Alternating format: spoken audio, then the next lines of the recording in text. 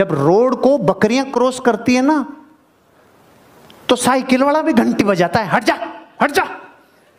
कारों वाले ट्रक वाले सब घंटियां बजाते हैं और बकरियां बाहर है भागती है। और जब शेर रोड क्रॉस करे बजा हॉर्न, साइड में ले ले, बापू जा रहा है। बापू बनो जो हॉर्न नहीं बजाए, कोई नहीं, कोई आके हॉर्न बजाएगा, कोई भी आके हॉर्न बजा देगा। जिंदगी को उसूलों के साथ, सिद्धांतों के साथ जियो और 5000 वर्ष का इतिहास पढ़ लो।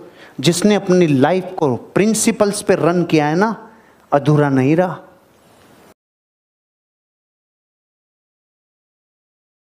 अधूरा नहीं रहा। नहीं, कईयों की माला टूट गई, ये नहीं पता। सुनाता हूं, एक मारवाड़ी था, वो बकरी को लेके जा रहा था, तो बस कंडक्टर ने कहा बकरी नहीं लेके जाऊंगा। तो वो नीचे उतर के बुरका उरका पहना दिया बकरी को, बुरका पहना के कि भाई अब कि ये कौन है, कि मेरी नानी है, उम्र से मुरझा गई थोड़ी, ऐसे है कि ठीक है बिठा ले। थोड़ी देर में बकरी ने पोटी कर दी। तो बच्चे ने बोला, अलो आपकी नानी की रुद्राक्ष की माला टूट गई।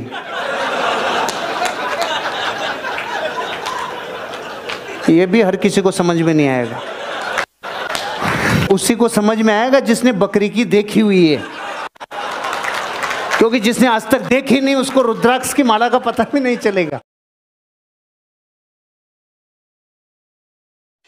मेरे मोबाइल पे मैसेज आया, आपकी पासपोर्ट की एक्सपायर होने की आखिरी डेट 18 अगस्त। तो मैंने तुरंत पूरा फॉर्म फिलअप कर दिया और लास्ट में जब उसने पूछा कि आपकी इसमें जारी करने की तारीख बताइए, मैंने लिख दी। और जब एक्सपायरी डेट लिखवाई तो मेरा तो अभी 2020 था। मैंने कहा मैसेज किसका है, पता चला मेरे बच्चे के पासपोर्ट का था, नंबर मेरे ही थे। मैंने कहा जब भर ही दिया, क्योंकि मैंने पार्किंसंस लॉ पढ़ लिया था कि तेरे से प्रकृति ने 1 साल पहले भरवा लिया ना, भर दे। उस टाइम तू भरने लायक रहे नहीं रहे, लेट हो जाए और कुछ हो जाए, भर दे साला। मैं आपको मेरी जिंदगी के एग्जाम्पल से कह रहा हूं, मैंने कभी भी, बहुत टाइम है अभी तो बहुत टाइम है ना, जिंदगी ऐसे जीता हूं, कल लास्ट डेट हुई तो जिंदगी की, कोई कर्ज नहीं छोड़ना। पायलट को बोलता है आधे घंटे की देरी होगी विमान में, अनाउंसमेंट कर दे। तो को पायलट बहुत होशियार था, उसने अनाउंसमेंट किया, ये बताते हुए हमें बहुत दुख हो रहा है कि फ्लाइट में 6 घंटे की देरी है।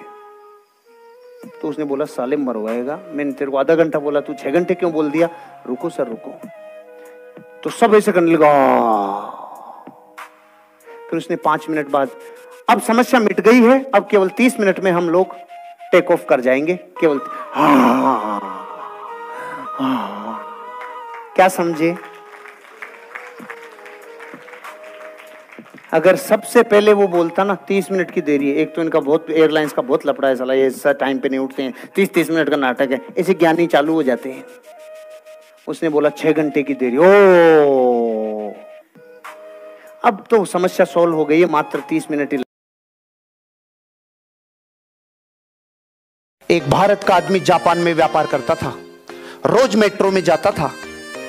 एक दिन एक जापानी ने उससे 100 रुपए उधार ले लिए, वहां की मुद्रा है येन, उसने 100 येन उधार ले लिए।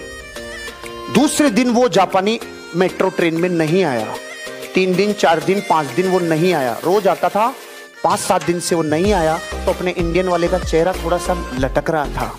तो पड़ोसी जापानी ने पूछा, भैया क्या बात है, आप उदास क्यों हो। कि भाई साहब एक आदमी था, मेरे से 100 येन उधार लिए थे, उस दिन बाद वो आया ही नहीं। माइक्रो सेकंड लगे उस जापानी को 100 रुपए निकाल के देने में। नहीं आपसे क्यों लूंगा मैं आपको दिए नहीं।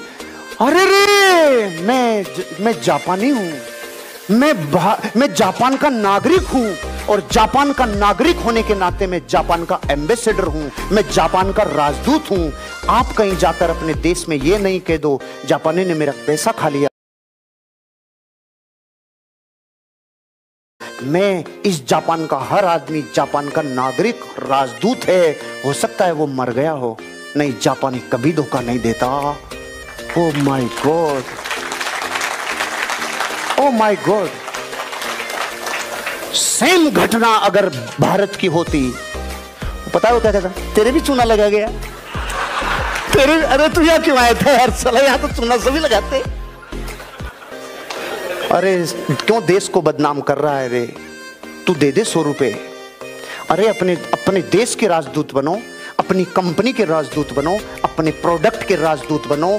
जिंदगी में जहां जहां जाओ छाप छोड़ के आओ रे, अपनी जिंदगी में जहां जहां जाते हो वहां राजदूत बनो। सुरंग में से जाते टाइम एक आदमी ने उसको आवाज दी, डॉक्टर। वो रुक गया। माचिस है क्या? तो उसने अपना बैग रखा, माचिस तिल्ली जलाई और उसकी सिगरेट जला दी। जलाते टाइम इसका चेहरा देखा, चला गया।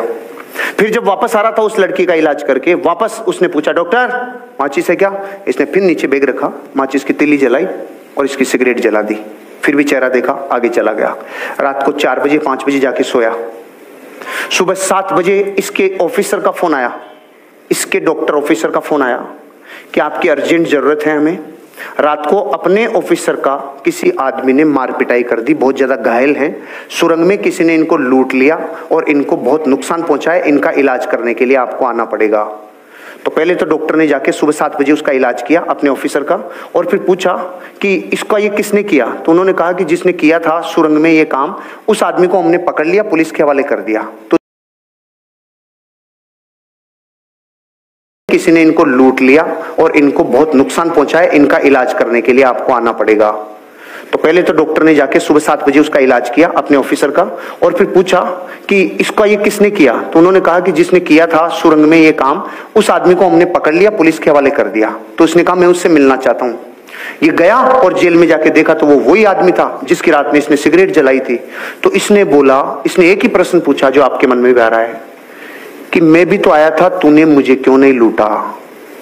उसका जवाब सुन के मेरी जमीन निकल गई कि मैं तेरे को लूटता भी और तेरे को कूटता भी, लेकिन जब भी तू आया मेरे पास तो तू अकेला नहीं था, तुम 2 थे, और मैं अकेले को लूटता हूं, 2 को नहीं लूटता। अब मैं आपसे पूछ रहा हूं, दूसरा कौन?